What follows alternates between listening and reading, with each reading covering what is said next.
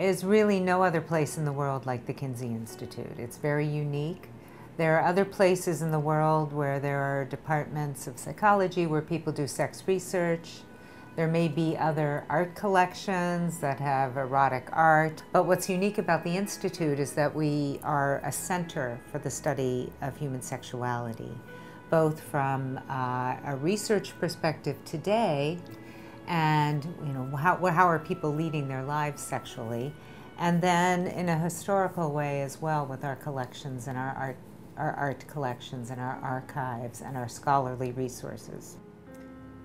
60 years ago, when Kinsey started doing his research, there was very little information out there. When his books came out, Sexual Behavior in the Human Male and Sexual Behavior in the Human Female, that was really the first public acknowledgement that, first of all, sex was a topic that could be studied, and that people in this country, in America, could get their hands on material that would tell them what people were doing and where they fit in and how they compared with their neighbor and everyone else in America.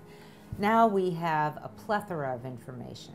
You can't avoid sex. It's everywhere. It's in the movies, it's on the internet, it's in advertisement. But what can you really trust, and what is really good information? So, of course, there are a lot more resources out there, but it's still a challenge to find something that's really helpful to people.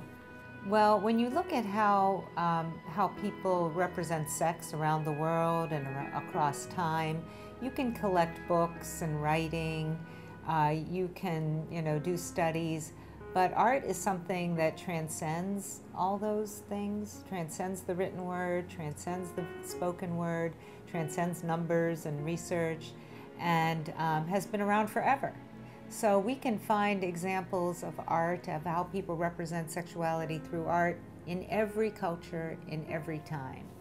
I think what's special about the Institute is that it's a center for the study in a very interdisciplinary way.